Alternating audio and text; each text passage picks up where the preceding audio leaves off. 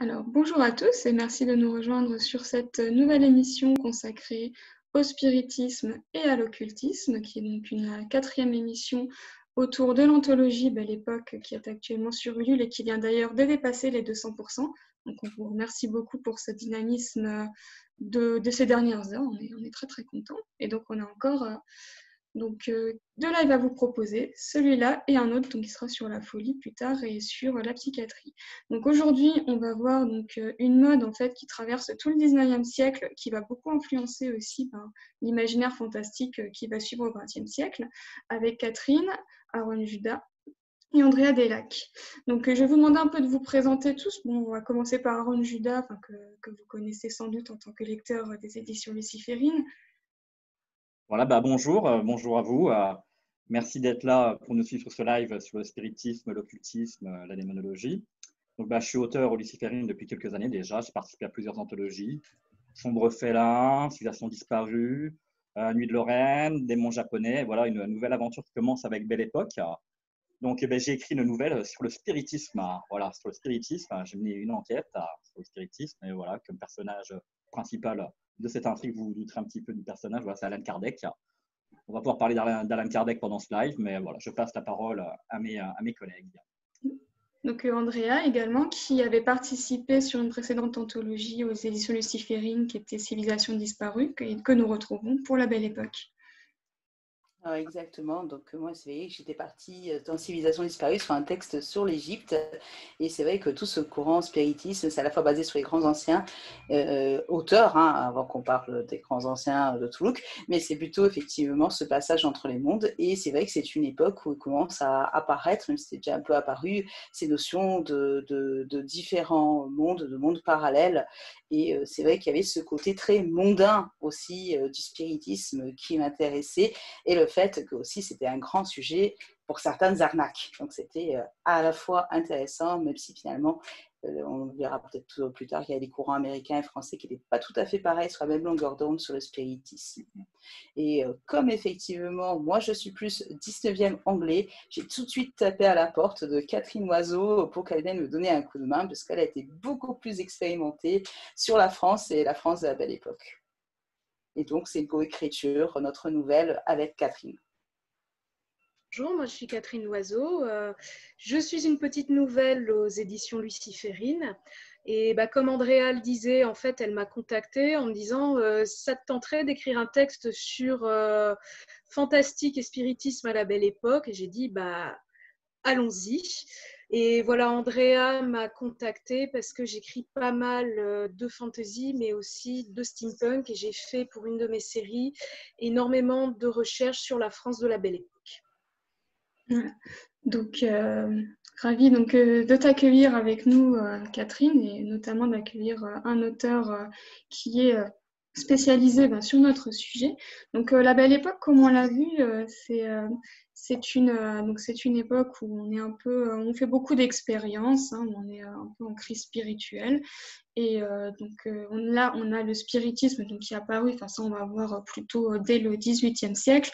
Et un peu après, on va avoir aussi une vague d'occultisme. Donc là, ça va être plus la démonologie, etc. Donc ça, je vais vous en parler un petit peu plus tard de l'occultisme, puisque nos auteurs se sont surtout intéressés à la vague spirit, et notamment avec Aaron, qui a repris un personnage très célèbre de cette époque, qui est Allan Kardec. Tout à fait, tout à fait. Alors du coup, même sans Allan Kardec, on ne peut pas parler de spiritisme, car c'est lui qui a inventé le terme de spiritisme. Si on prend l'approche technique du spiritisme, voilà, il y a eu des premières expériences, même si vouloir communiquer avec l'au-delà, ça a toujours fait partie du commun des mortels. Voilà, à partir du moment où on a pris conscience qu'on avait une fin, qu'on allait mourir, même l'homme de Néandertal savait qu'il allait mourir, donc que ce soit dans l'Égypte, dans la Grèce, voilà, au travers de différents courants, on a eu des chamans, des sorciers, des sorcières qui communiquaient avec l'au-delà. Mais vers le 19e, progressivement, quand on a été vers la Belle Époque, il y a eu cette volonté de transformer ça un petit peu en science. Et donc, on a eu des premières expériences aux États-Unis avec les sœurs Fox. Les sœurs Fox, en 1847-1848, qui en fait communiquaient avec l'au-delà en tant que médium. C'est pareil, je reviendrai durant ce live sur les différentes techniques de communication avec l'au-delà. Mais les sœurs Fox communiquaient avec l'au-delà. Et ça a influencé pas mal l'Europe. Et il y a eu des premières expériences de groupe de communication avec l'au-delà. Alan Kardec, donc de son vrai nom Léon Rivail, parce que Alan Kardec, c'est le surnom de druide. Hein. C'est pareil, je reviendrai dessus, mais son vrai nom, c'est Léon Rivail. C'est un enseignant, en fait. Un enseignant voilà, qui était très porté vers les sciences, ce qui est un peu paradoxal, d'ailleurs, parce qu'on sait qu'il est connu par rapport à son dogme sur le spiritisme. Léon Rivail, voilà, c'est un enseignant, et il était fasciné par l'hypnose, par le magnétisme, par des choses-là. Et un jour, un ami à lui l'a amené sur une séance de spiritisme. Et le terme de spiritisme n'était pas encore utilisé parce que c'était spiritualisme qui était utilisé, un terme américain. Donc spiritualisme. Et donc Alan Kardec, qui était assez novice dans la matière, a assisté à une séance et il s'est passionné en fait. Il s'est passionné directement pour le sujet et il a développé le spiritisme en France. Donc il a décidé directement d'écarter le spiritualisme qui était trop proche de la philosophie en fait pour arriver au terme de spiritisme, spirit et spiritisme.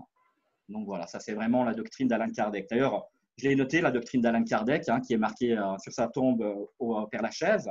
Donc la doctrine sur la tombe de Kardec, c'est tout est fait à une cause, tout est fait à une cause intelligente.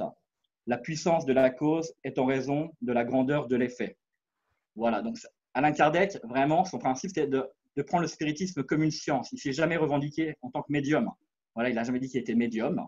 Il a dit, voilà, moi, je vais prendre tous les messages qui viennent de l'au-delà et écrire des livres avec, et essayer de transformer ça quelque part en science. Hein. Je mets des grosses guillemets à science parce que, voilà, bon, on est en 2020, donc c'est sûr qu'avec le recul, voilà, on prend les choses différemment, mais voilà, on est juste avant la belle époque, voilà, vraiment en fin de cycle, et on a Alan Kardec qui va lancer ce mouvement à Paris, ce mouvement spirit qui a été très important, très fort. Et je ne sais pas, je vais peut-être laisser la parole aux autres parce que si je suis lancé sur le sujet, ça va durer 2 heures, mais voilà. Pour donner les bases du spiritisme. Donc, ça vient des États-Unis, les sœurs Fox qui font une expérience. Voilà, elles communiquent avec l'au-delà. Ça arrive en Europe. Et en Europe, ça contamine pas mal de villes. Et en France, c'est tombé le plus parce que Paris était la capitale. C'était devenu la capitale internationale du spiritisme. Et ça m'a servi pour ma nouvelle. Voilà. En toile de fond de ma nouvelle, je reviendrai dessus un peu plus tard. Alors oui, d'ailleurs, en parlant, donc on parlait du spiritisme et avec le titre aussi occultisme, donc ça arrive à peu près dans la même, on va dire, ça arrive en force à peu près à la même période et ça se poursuit après la Belle Époque. Et pour en parler aussi, puisque c'est à peu près les mêmes bases, c'est que donc, le mot occultisme en soi, il apparaît. Enfin, déjà, on parle de sciences occultes en 1829 environ. Et le mot occultisme apparaît en français en 1842, sachant qu'il n'apparaît en anglais qu'en 1881. Donc en France, on est vraiment dans ce genre de pratique, on va dire, d'intérêt. Et on a Jacques Collin de Plancy, donc, qui est un abbé, qui va publier le dictionnaire infernal, qui est une référence en démonologie et qui est approuvé à ce moment-là par l'Église, qui va connaître jusqu'en 1881 jusqu'à 6 versions éditées. Donc c'est un énorme succès. Et ce qui est intéressant par rapport à justement ce qu'a dit Arnaud par rapport à Alan Kardec, c'est qu'on est dans on est en fait dans une volonté d'expliquer. Donc au début, quand Jacques Collin de Plancy écrit son livre, il n'est pas encore converti à la foi catholique et il veut plutôt rationaliser aussi. Il veut expliquer un peu les phénomènes de ces démons. Enfin, il veut expliquer comment c'est pas vraiment des possessions, etc. Puis ça va évoluer puisqu'il va se convertir après, etc. Mais il y a vraiment cette volonté d'expliquer les phénomènes. Et pour parler d'expérience, justement, Andrea et Catherine, vous avez abordé toutes les deux dans votre nouvelle cette pratique du spiritisme, justement. Oui, vas-y, Catherine. En fait, donc pour présenter, notre nouvelle se passe dans un manoir de campagne au cours d'une soirée où il commence à y avoir des événements un petit peu étranges et c'est vu par les yeux d'une domestique qui a été embauchée par cette comtesse. Et je ne sais pas si on peut le dire, dans la nouvelle, on aborde le spiritisme, mais aussi Léa, l'héroïne, en fait, est une coupeuse de feu. Donc, on aborde aussi tous ces pouvoirs, entre guillemets, là aussi je mets des guillemets, un peu paranormaux et ces traditions issues du monde paysan. Ce qui est intéressant, c'est aussi Effectivement, on parlait de ce côté scientifique et pour avoir revu un petit peu ces textes de l'époque, la façon dont il écrivait, effectivement, il ne faut pas croire, il y a une très très forte croyance religieuse chez tous ces gens qui défendaient ces thèses. Et en fait, c'est dans les balbutiements de la science. Et donc, ce qui est effectivement très intéressant, c'est qu'ils, comme ils cherchent à mettre des liens entre différentes choses et qu'ils ne les saisissent pas, quel est ce lien, ils vont essayer de trouver des explications dans le monde invisible et dans l'impalpable. Donc nous, c'est vrai qu'on avait choisi ce plan d'avoir encore des coupeurs de feu et encore des rebooters et encore ces meetings parallèles qu'on ne comprend pas. Là, on commence à comprendre comment l'acupuncture fonctionne. Donc c'est vrai que tant que la science n'a pas des motifs scientifiques avec des explications, ça reste dans le domaine de l'inexplicable. Donc on avait choisi cette opposition entre quelqu'un qui va faire des démonstrations avec ce côté effectivement de la séance très spectaculaire et tout ce qui arrive et l'émotion que cela collecte, et de l'autre côté quelqu'un qui a un don, qui ne sait pas l'expliquer, qu'on ne sait pas non plus expliquer, mais qui a cette hypersensibilité, cette hyperkinésie. Et c'est vrai que c'est aussi intéressant, c'est que certaines pratiquent le magnétisme. Je me suis toujours demandé pourquoi ils avaient eu cette passion du magnétisme avant de comprendre que c'était le règne de l'électricité et que leurs histoires d'attraction et de répulsion, en fait, c'est l'électron qui passe de la bobine du plus au moins, et que c'est à partir de là qu'on voit toutes ces thèses un peu bizarres, parce que pourquoi ça arrive là? Donc c'est vrai que nous, on a repris quelques inventions et des États-Unis et de choses un petit peu qui pouvaient être moins connues dans les campagnes, avec ce petit retard aussi qu'on peut avoir parfois sur certains éléments entre la capitale et la campagne. Mais c'est vrai que la communication commençait à être de plus en plus importante et qu'effectivement, même dans les campagnes, on pouvait avoir sa fameuse séance. Et que c'était très mode et que ça intéressait, ça piquait la curiosité d'un grand nombre de familles bourgeoises et autres, croyants ou autres, et qu'on y allait au début par curiosité et peut-être ensuite on y allait pour quelques intérêts, notamment effectivement cette communication avec les morts pour avoir tout ce côté un petit peu de, pas dire catharsis, mais voilà, de parler aux morts, ça permet de s'excuser, ça permet d'être rassuré sur leur devenir. Et donc, ces gens, comme les prêtres auparavant, qui avaient un pouvoir, effectivement, entre tu vas aller aux enfers ou c'est bien, si tu continues, tu payes bien un petit peu pour le toit de l'église, tu iras au paradis. Là, pareil, quelques-uns pouvaient, sur ce côté de prendre les chagrins des gens pour les disparus, ou de les faire parler, ou de faire parler quelqu'un de célèbre pour aller dans un message, pouvait effectivement aussi s'attirer quelques bonnes grâces. Donc, notre comtesse est-elle intéressée ou très généreuse envers son prochain?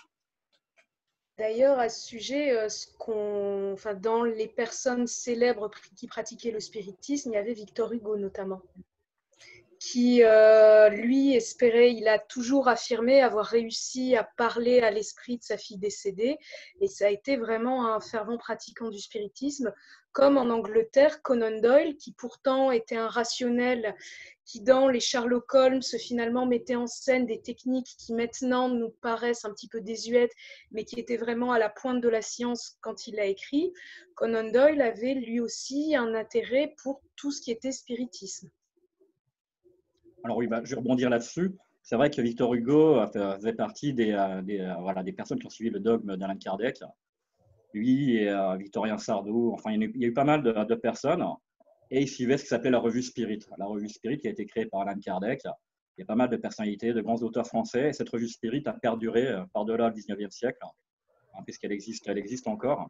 Bon, c'est pareil, si on parle d'héritage du spiritisme à un moment dans ce live, j'en parlerai, mais bon. Pour l'instant, voilà, sur Victor Hugo, voilà, il a suivi vraiment le dogme d'Alain Kardec et il faisait partie de ce qu'on appelait la revue Spirit, où les gens témoignaient un petit peu de leurs rencontres, de leurs messages qu'ils avaient reçus de l'au-delà. Et on avait aussi les cercles Spirit. Alors, les cercles Spirit, qu'est-ce que c'est un cercle Spirit? C'est les cercles de réunion entre des personnes qui pratiquaient le spiritisme. Donc, les cercles Spirit, voilà. Après ce live, je vous invite à aller sur Google et à taper cercle Spirit dans le moteur de recherche et vous serez surpris de voir le nombre de cercles Spirit qu'il y a en France. Il y en a vraiment énormément. Et donc, moi, j'ai découvert ce qu'était un cercle Spirit lors de mes études en faculté de lettres à Nancy, parce que je suivais un cursus d'audiovisuel et littérature fantastique. Et on a une prof qui nous a parlé du cercle Spirit de Nancy. Et Et je ne savais pas que ça existait, les cercles spirites. Et ça existe encore maintenant. Donc, ça a été développé à cette période-là, dans les années 1850, 1860. Il y en a eu les premiers cercles spirites. Et il y en a encore maintenant, des cercles spirites. Voilà.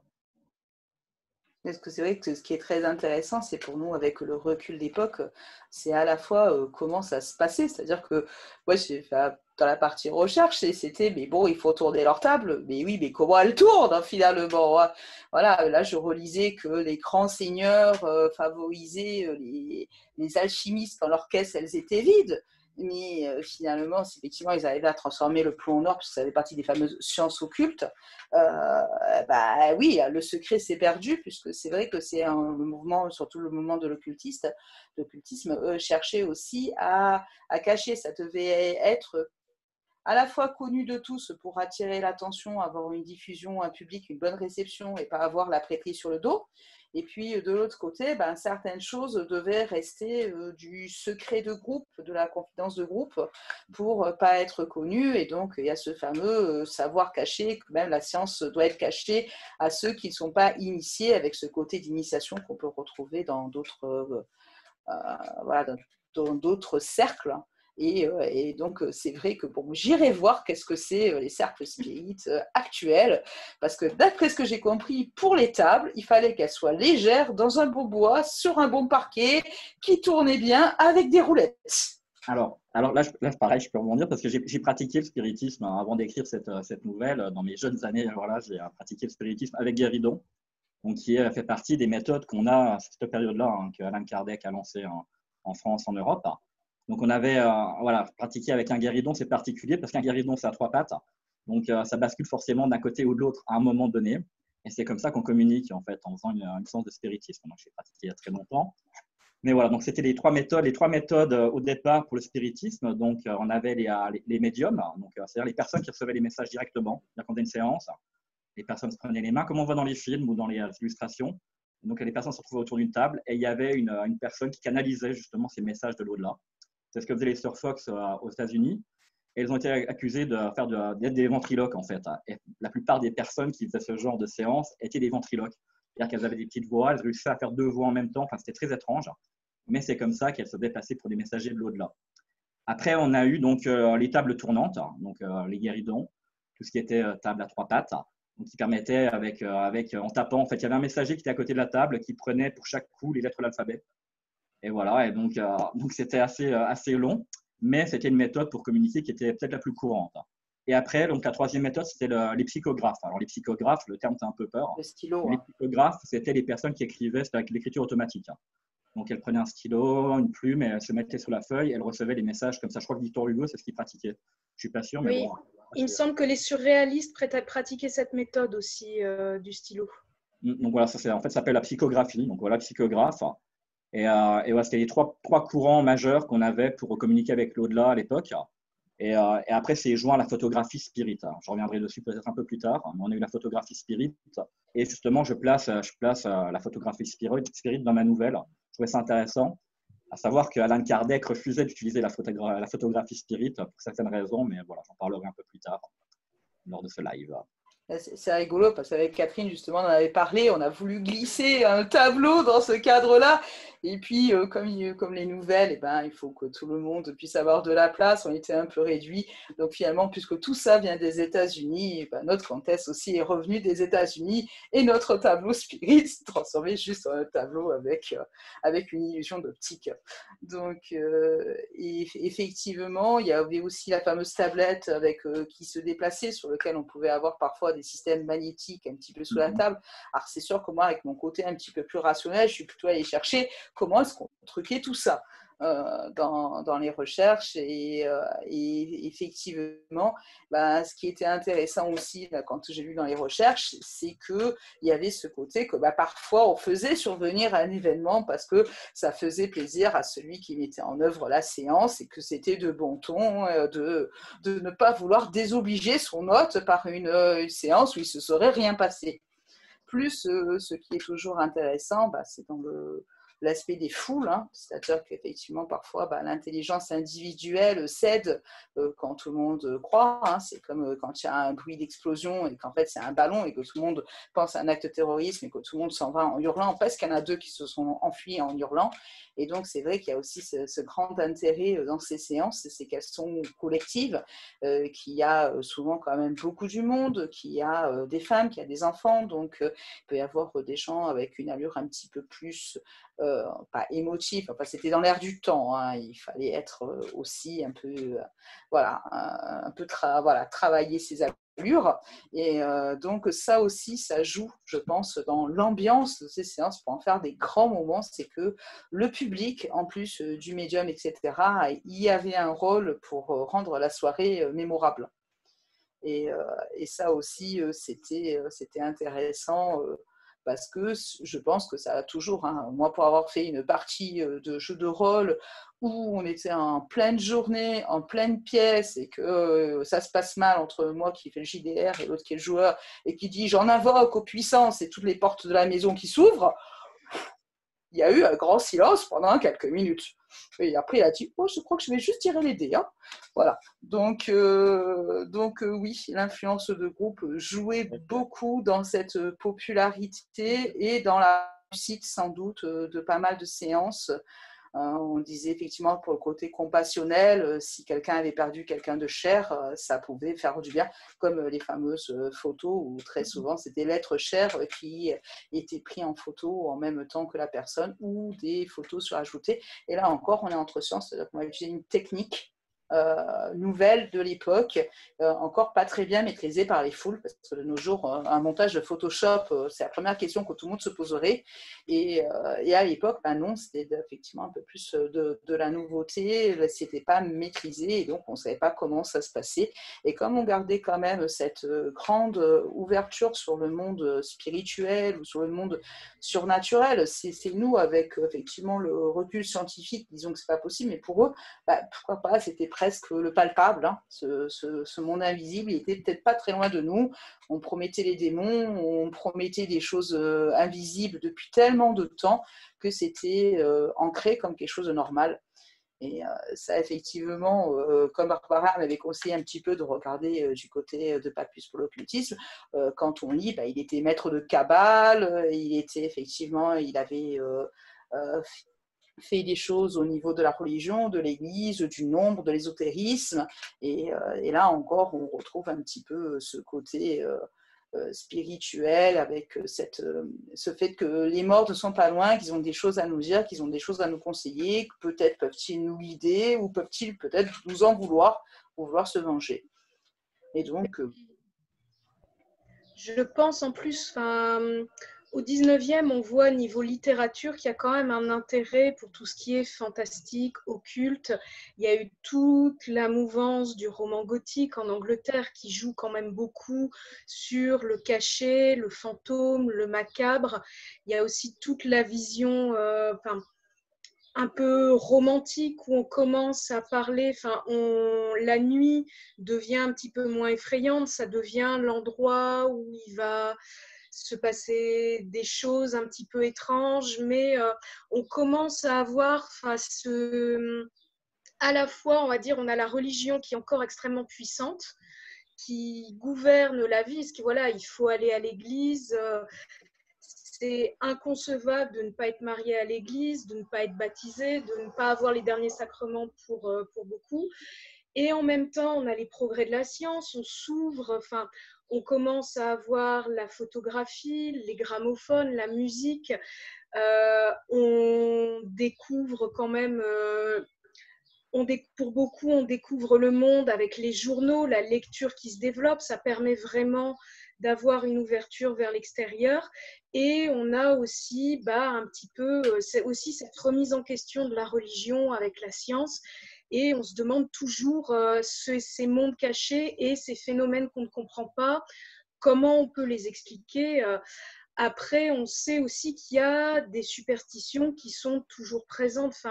Quand Andrea est venue avec la nouvelle, elle m'a parlé, on avait l'idée de cette jeune fille qui a une réception au monde invisible et Andrea m'a parlé de qu'elle soit coupeuse de feu. Et moi, c'est quelque chose qui m'a parlé personnellement, parce que ma mère m'a expliqué qu'une de mes arrière-grand-mères l'était. Que voilà, elle avait ce pouvoir-là et qu'elle n'a jamais voulu le transmettre à ma mère. Ma mère, soi-disant, avait le don, mais elle n'a pas voulu parce que ma mère ne croyait pas en Dieu. Donc voilà, on a ces différentes choses qui s'entremêlent et c'est vraiment très très intéressant de voir à quel point voilà, on a cette fascination pour l'occulte, en même temps l'envie, le côté de peur religieux, de peur des démons, de peur des fantômes, et une curiosité scientifique en se disant voilà, est-ce que finalement ces mondes invisibles, on peut les théoriser, on peut rationaliser ça, et surtout est-ce qu'on peut développer des outils pour les contacter? Alors, ce qui est intéressant d'ailleurs, justement, quand tu parles de l'occultisme, un peu de toute cette vague donc, au 19e siècle, c'est que, du coup, de la croyance qui reste très présente, c'est qu'en fait, au 19e siècle, tout au long donc, du 19e siècle, on va voir aussi l'image des démons qui va changer. Et on a même des images en fait de démons qui sont ancrées en fait dans notre culture, qui ne viennent pas du tout du Moyen Âge ou autre, mais qui sont très très récentes. Je prends justement, on parlait du romantisme, on a eu donc, l'histoire de Faust, de Goethe, qui va populariser la figure de Méphistophélès. Et on va avoir apparaître en France des pièces, un opéra de Berlioz et une pièce aussi après de Gounod qui vont mettre en scène Méphistophélès, le diable en personne, sur les planches. Donc ça, c'est quelque chose qu'on n'aurait pas forcément imaginé avant. Et surtout, c'est un démon qui apparaît sous une allure séduisante. Sachant que jusqu'alors, et à l'époque du Moyen-Âge et à la Renaissance, le diable était représenté, les démons étaient représentés comme ridicules. Grotesques. Oui, voilà, ils étaient grotesques parce qu'on était tellement, notamment croyants à l'époque, tout le monde était religieux, que l'idée d'un tentateur qui va pervertir en fait les âmes, c'est ridicule. C'est limite, tout le monde se dit, de toute façon, il est voué à l'échec, donc on le représente comme quelque chose de ridicule et qui ne fait pas spécialement peur. Mais quand on arrive au 19e siècle, on a un peu plus peur justement des démons parce que il y a aussi une baisse de foi, il faut le dire, une envie de rationaliser, etc. Et du coup, l'image du diable qui a un visage fin, qui est séduisant, qui est bien habillé, qui est cultivé, c'est une image qui nous vient du 19e siècle et qui n'existait pas avant. Donc voilà pour cette parenthèse sur les démons. Alors, je me permets d'ajouter une petite anecdote assez drôle au sujet de la cathédrale de Liège, qu'un ami de Liège nous a emmené visiter. Et en fait, il y a une représentation d'un Lucifer qui avait été fait de mémoire fin 19e et qui avait dû être retiré et retravaillé parce que ce Lucifer-là était tellement séduisant et on va dire qu'à part un petit bout de tissu stratégiquement placé, il était complètement nu. Et donc, les jeunes filles avaient l'habitude de venir à la messe pour aller admirer la plastique du Lucifer plutôt que pour écouter la messe. Donc, on a fait changer le Lucifer au sculpteur qui lui a rajouté des mains, des pieds griffus et je crois qui a un peu tendu les traits de son visage pour qu'il soit un petit peu plus monstrueux et un petit peu moins séduisant quand même. Oui. D'ailleurs, justement, on en parlait aussi, on voit du coup ce phénomène un peu des démons qui sont séduisants et qui deviennent vraiment tentateurs et vraiment dangereux, contrairement à l'imagerie qu'on avait avant. On l'a vu aussi avec la figure de la femme fatale, c'est l'époque aussi où on commence à s'intéresser à Lilith.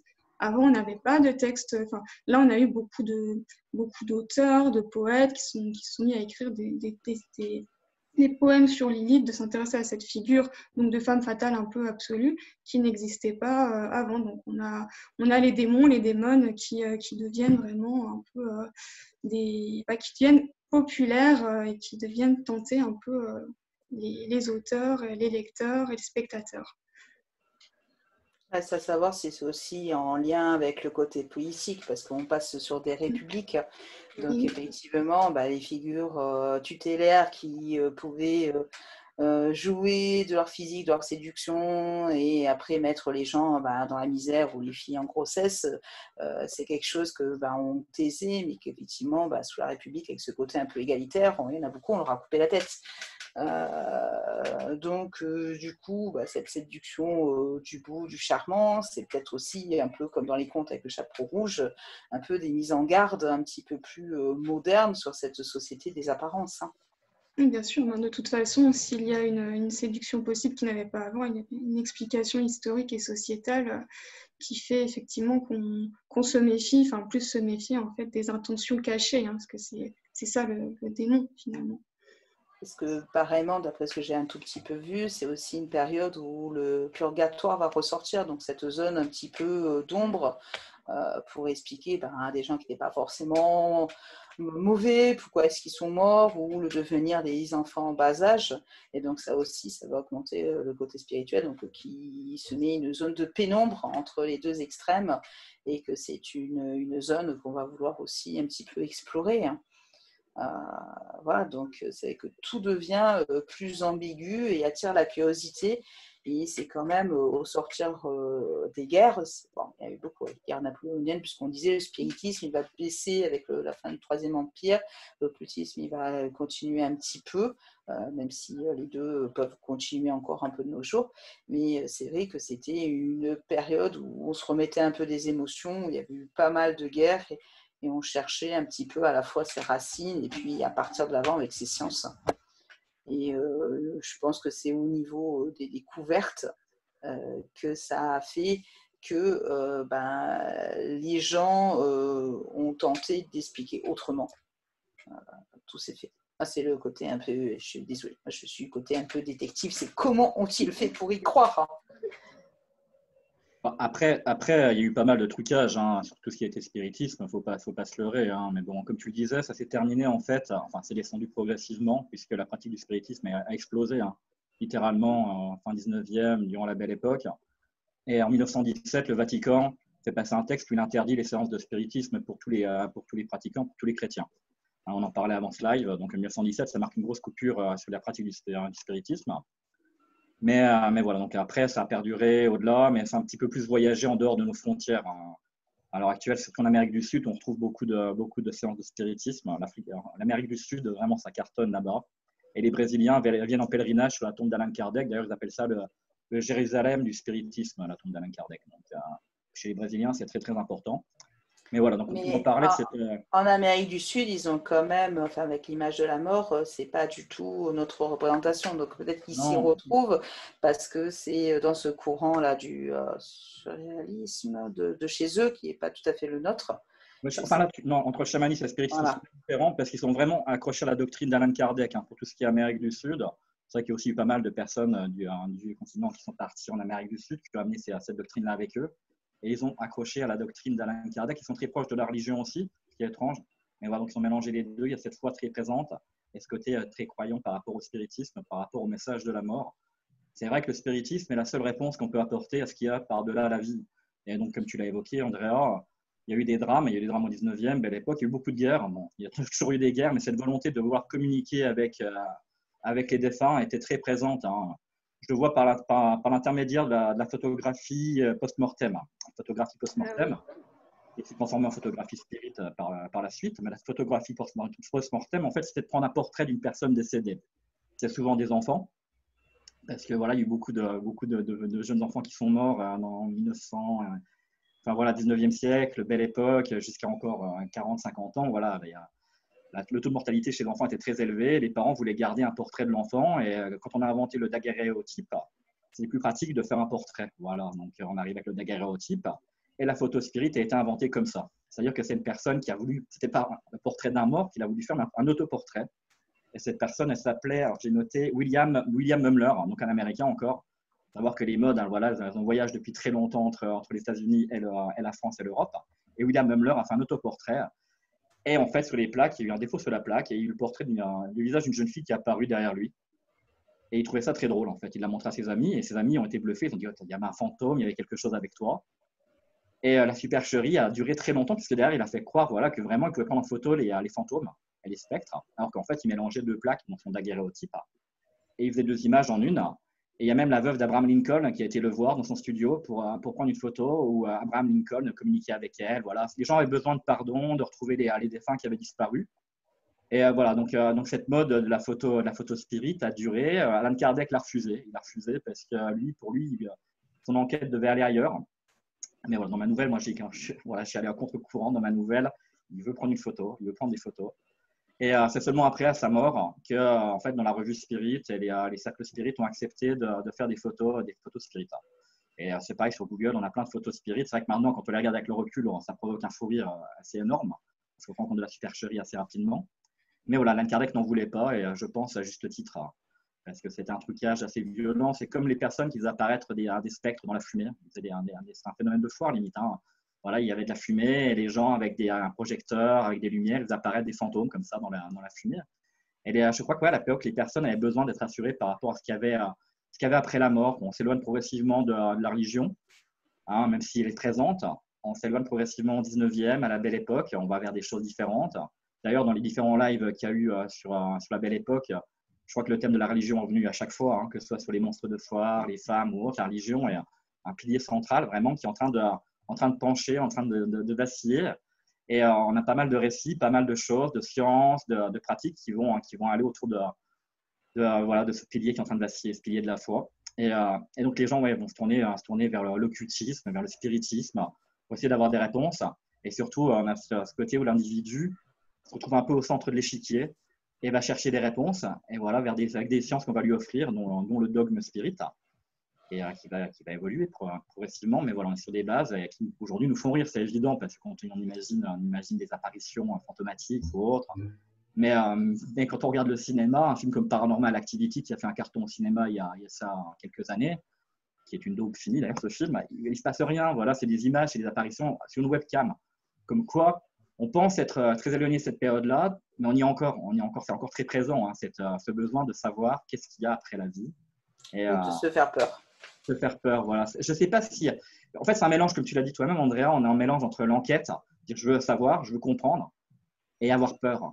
Et voilà, c'est le spiritisme. Donc justement ça, ce besoin de savoir et cette peur, quoi. Quand on pratique une séance de spiritisme, tu as parlé de séance de jeu de rôle où tu te mets dans une ambiance, tu pratiques une séance de spiritisme, tu vas te mettre dans une ambiance aussi, et finalement, même si c'est un trucage, c'est grossier, tu as quelque chose qui se provoque, tu as quelque chose qui dépasse notre pensée. Voilà. On est vraiment sur le rationalisme versus le paranormal. Voilà. Rationalisme, paranormal, c'est les deux courants qui s'affrontent. Et on est encore dedans, malgré le fait qu'on pense que c'est le Moyen-Âge, limite, cette période-là, c'est très loin, mais pas du tout, pas du tout. Et sur le côté psychologique, en fait. Voilà, ce sont des prises en charge psychologiques, parce que c'est sentir assez finement les gens autour de soi, les évaluer, savoir ce qu'ils ont besoin d'entendre, ou un peu qu'est-ce qu'ils pourraient ne pas dire. Et quand on parlait un petit peu du côté rassuré ou compassion, c'est aussi des façons d'apporter des guérisons. Il y en avait beaucoup qui étaient médecins. On parlait qu'il y avait des écrivains, il y a eu des scientifiques, il y a eu des chimistes, il y a eu des physiciens. Et donc, effectivement, il y avait un petit peu aussi cette dimension presque, on va dire, pas de marchand du marché, mais il fallait aussi un petit peu de jugeote, et tout le monde ne pouvait pas être aussi talentueux. Donc, je pense que c'est pour ça que certains…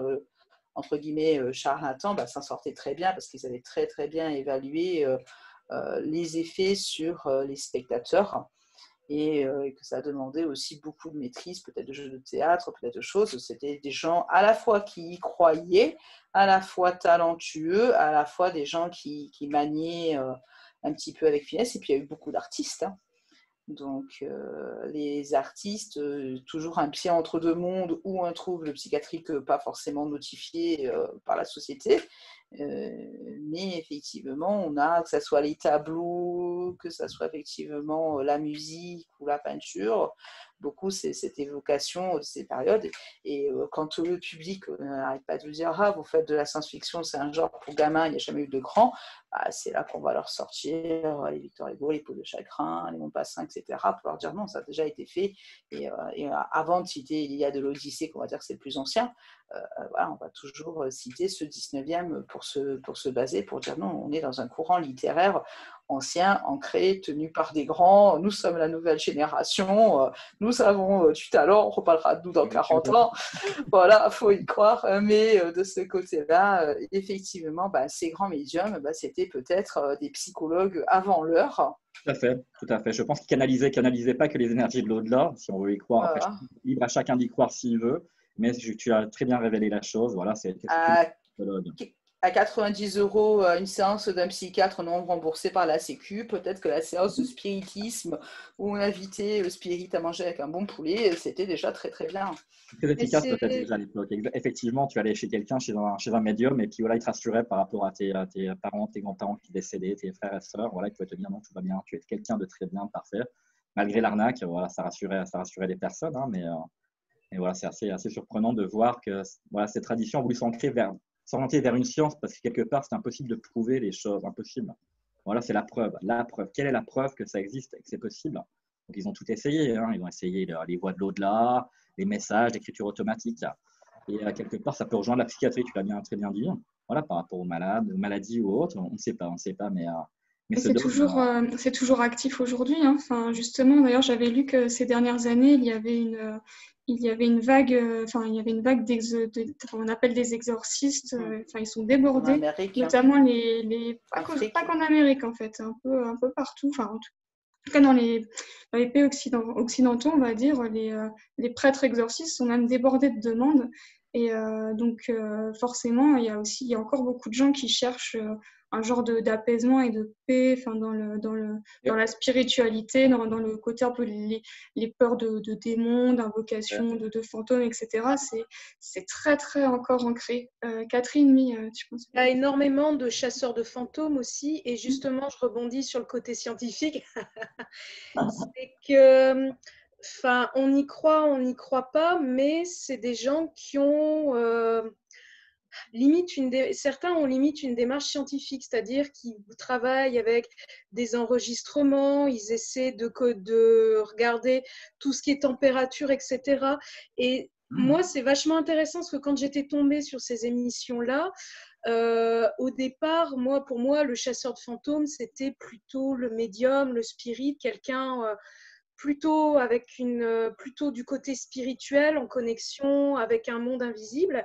Et en fait, non, ces équipes-là, elles ont vraiment toute une batterie de matériel et elles abordent ça d'une manière, c'est ça, quasiment scientifique. Et moi, je trouve ça hyper intéressant de voir que finalement, on garde aussi, même à notre époque où finalement on a plus de réponses sur notre monde que l'on en avait au 19e, on a aussi tout autant de questions, notamment sur l'esprit, les mondes invisibles, qu'est-ce qu'il y a vraiment après la mort, et que finalement cette tension entre le paranormal et la recherche de réponses, elle est encore là à notre époque.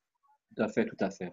Alors, les gens électrosensibles qui vont te dire que c'est l'électricité qui les rend malades et que c'est impalpable et que pour l'instant, ce n'est pas mesurable, peut-être effectivement que simplement, comme certaines personnes disent, on n'a pas les instruments. Après, quand ils te disent qu'ils se sentent bien et que tu sais que sur ta table, tu as ton ordinateur qui est en train de tourner, ils ne sentent rien, tu te reposes des questions, tu te dis voilà, on n'est pas sur leur seuil de sensibilité. Mais voilà, il y a aussi le problème, c'est que non, la science n'explique toujours pas tout. On ne sait toujours pas tout et que effectivement les grandes lois, effectivement, donc ce que je relisais là des manuels, c'est effectivement ils se basaient sur les anciens, le fait, la loi et le princeps, et donc cette recherche, c'était des fois quand on ne trouve pas de lien, on va le placer là-dedans, et il y a des choses qu'on n'explique pas, toujours pas de nos jours. Peut-être les expliqueront nous, et je pense que ces équipes-là, elles cherchent et qu'il n'y a personne d'autre qui s'y intéresse, et que peut-être qu'ils vont trouver d'autres choses, peut-être même parce qu'ils cherchent, mais que ça peut être intéressant. Hein. Par rapport aux équipes qui recherchent, c'est très drôle, parce que moi, ces émissions-là, je les ai vues, c'est vrai qu'il y a eu toute une époque sur RMC ou autre, avec Ghost Hunters, toutes ces choses-là.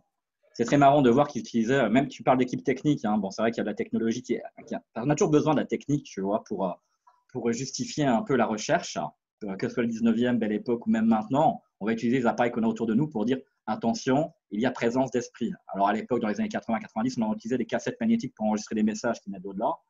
Et finalement, on se rendait compte qu'avec les décalages de bandes de lecture, enfin de têtes de lecture, ça permettait voilà, de faire plusieurs enregistrements en un.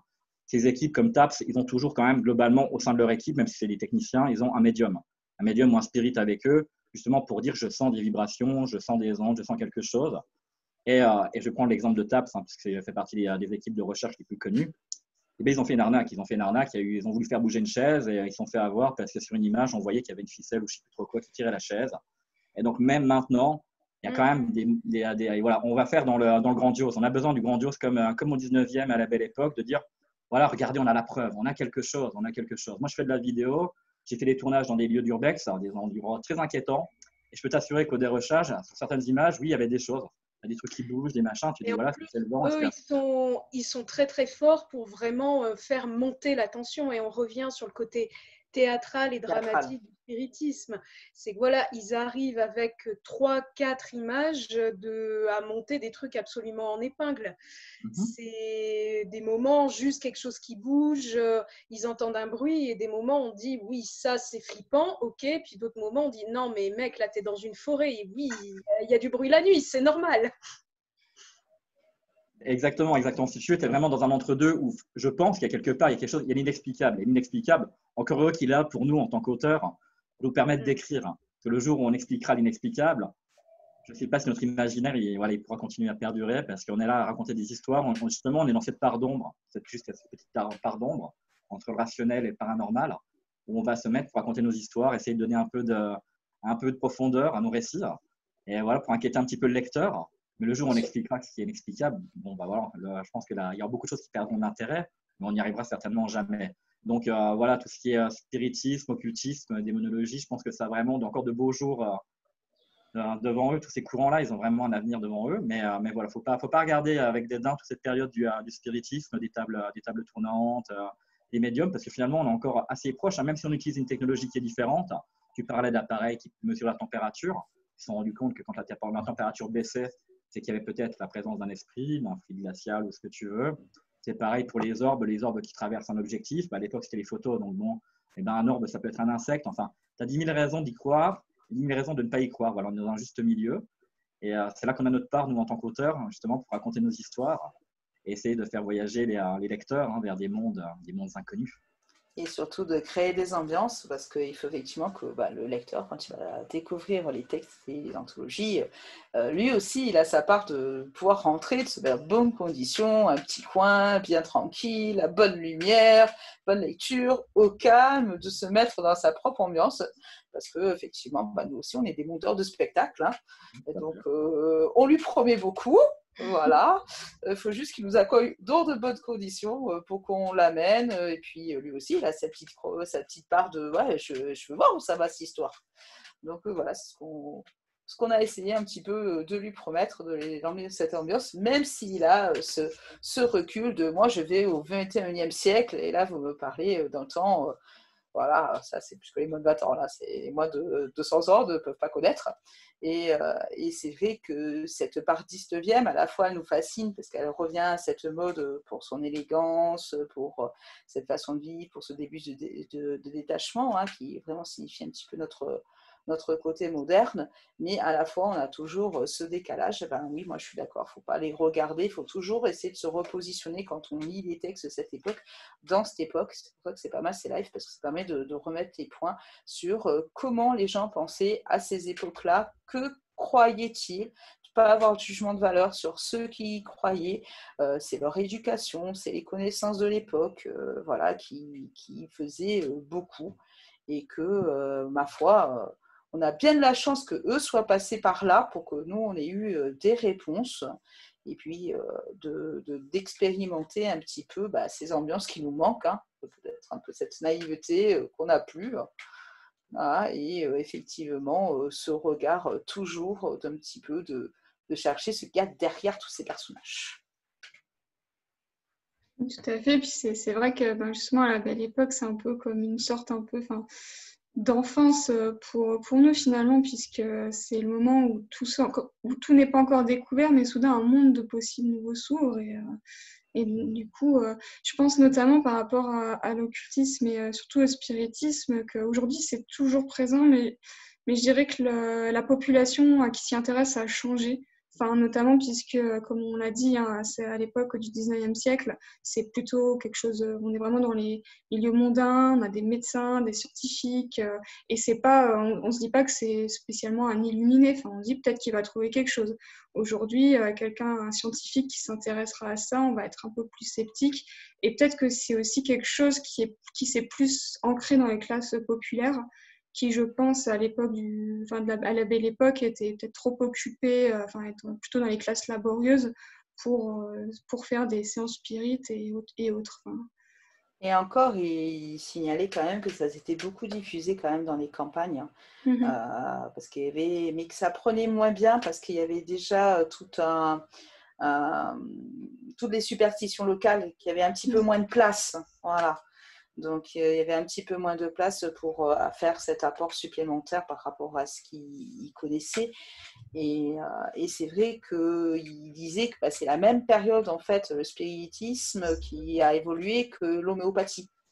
Donc, c'est avec cette recherche chimie, cette recherche effectivement de comment ça marche, de la plante, du traitement. Et c'est les deux seules choses qui sont presque arrivées complètement jusqu'à nous.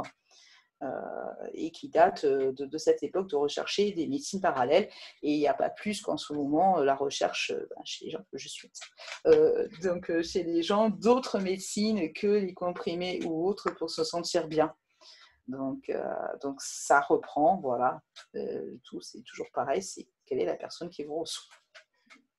Puis disons que dans les campagnes, pour reprendre juste avant, les superstitions étaient évidentes. Je pense que les gens étaient beaucoup plus, on était très, très superstitieux. Et du coup, il y avait pas forcément encore d'interrogation de cette catégorie-là de la population sur expliquer, on va dire, l'inexplicable, etc. Pour eux, c'était là.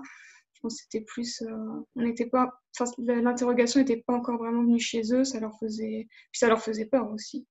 Et puis l'église était très puissante dans les campagnes. Oui, voilà. En général, on avait dans un village, on avait le notable. Le notable, il y avait le maire, éventuellement le médecin, le notaire, l'instituteur et le curé.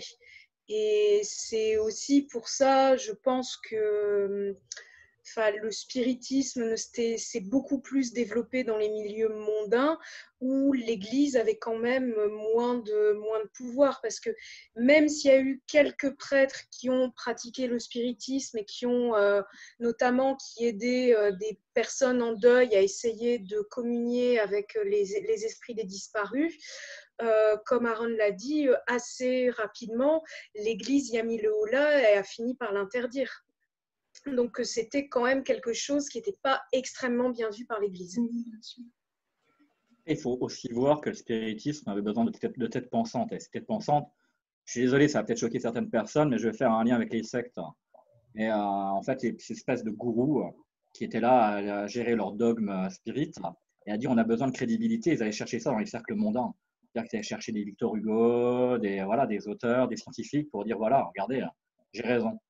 Et c'est sûr que les paysans ou les gens dans la campagne ne les intéressaient pas, ça les intéressait moins. Et voilà, c'est pour ça que Paris est devenu la capitale du spiritisme, parce que les cercles mondains, c'était plus fort, ça donnait une meilleure image, un meilleur retentissement à toutes ces expériences que d'aller dans un petit village de campagne et puis de faire une séance de spiritisme. Donc du coup, je pense que c'est ça aussi qui a joué un petit peu le fait de chercher de la crédibilité, toujours crédibiliser le propos spirit.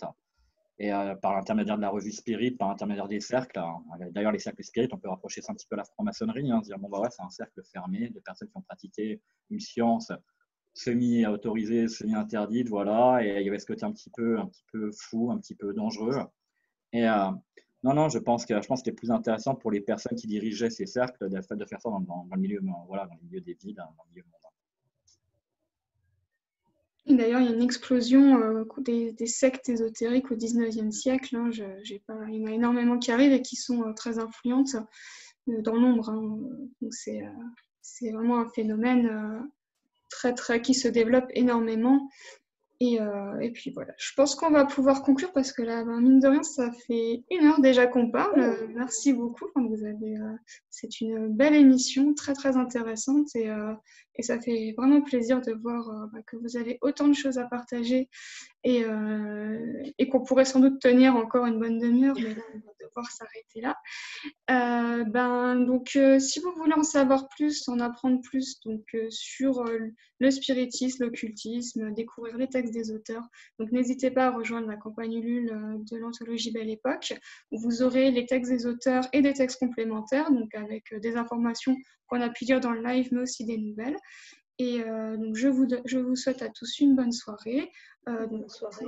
Bonne soirée. Merci beaucoup, Barbara. Voilà. Au revoir. Merci Au revoir. Catherine, merci Aaron, merci Andrea. Et puis à bientôt pour un live, donc un dernier live dans quelques jours sur la folie et la psychiatrie.